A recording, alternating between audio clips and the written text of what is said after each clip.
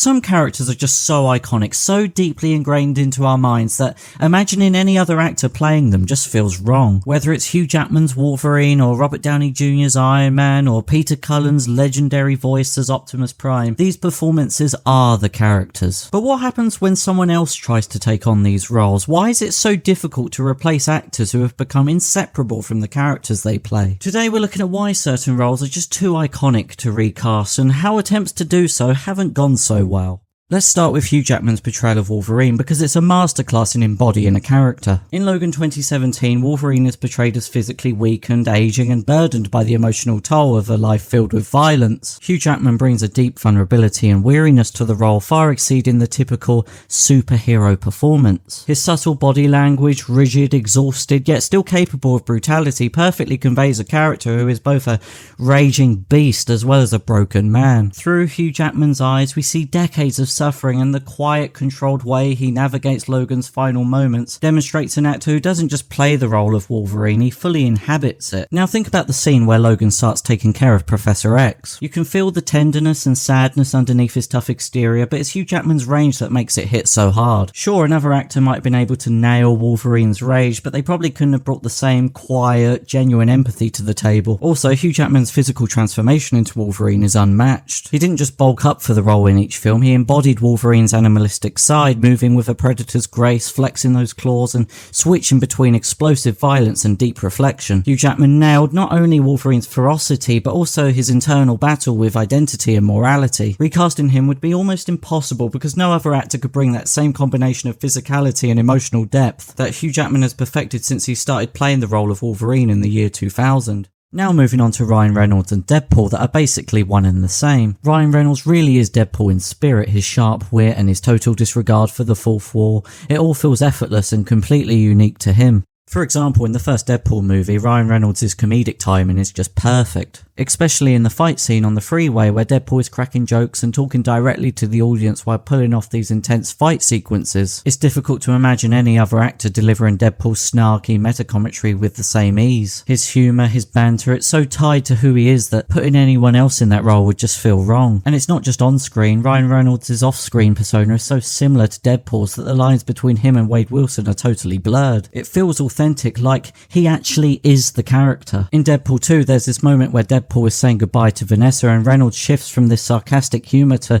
something genuinely emotional seamlessly. It's this mix of absurdity and real vulnerability that makes Ryan Reynolds irreplaceable in the role. He's not just playing Deadpool, he is Deadpool to the point where his performance feels like an extension of his own identity. Trying to recast him would just break that bond, and no one could replicate the years of passion and personal connection that Ryan Reynolds has poured into that character. Robert Downey Jr. as Iron Man is another great example of a character that's completely inseparable from the actor. He brings a mix of charisma, arrogance and hidden insecurity that no one else could pull off. Also, Robert Downey Jr.'s personal backstory, his struggles with addiction and his own redemption arc mirrors Tony Stark's journey, giving his performance a level of authenticity that goes beyond the screen. A perfect example of this is in Iron Man 3 when Tony Stark is dealing with anxiety attacks after what happened in the Avengers. Downey doesn't overplay it, he lets the anxiety come through naturally, showing a guy whose usual confidence has been completely shaken. For a character known for his confident demeanour, seeing that vulnerability is powerful. He turns what could have been a typical superhero role into something deeper,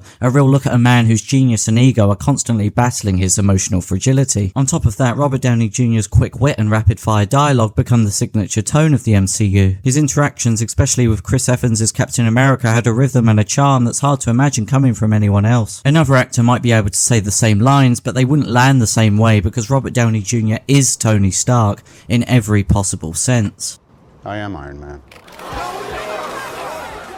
Now, Harrison Ford as Han Solo is a perfect example of why some roles are just impossible to recast. Now, it's not because Alden Ehrenreich is a bad actor or anything, it's just that he couldn't recapture the effortless charisma and roguish charm that Harrison Ford brought to the role. Harrison Ford's Han Solo, starting way back in A New Hope in 1977, is way more than just a smuggler. He's a walking contradiction, someone who acts cynical but is actually incredibly loyal and capable of huge sacrifices. In The Empire Strikes Back, the moment Han responds to Leia's "I love you" with a simple, unscripted "I know," Harrison Ford elevates the character from a generic anti-hero into a cultural icon. His ability to communicate with a smirk or a glance, the rugged masculinity he expresses without ever trying too hard, was lost in Alden's performance. In Solo, a Star Wars story, Harrison Ford gave Han Solo an old-school movie star aura that Alden Ehrenreich, despite his best efforts, just simply couldn't replicate. It's a clear example of how some characters become so tied to an actor's unique presence that no one else can really step into those shoes convincingly.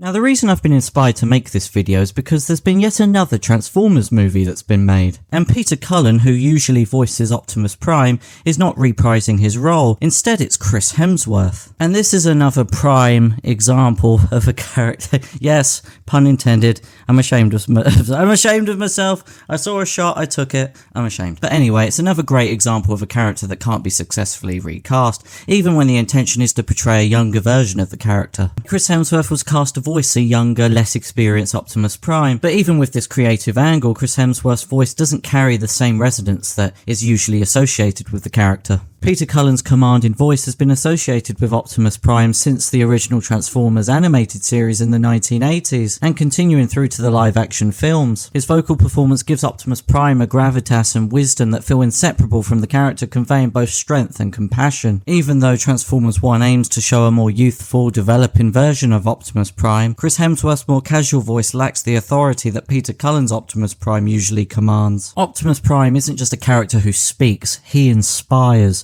And Peter Cullen's deep tones communicate both compassion and power. For example, when Peter Cullen says stuff like, "Your leaders will now understand.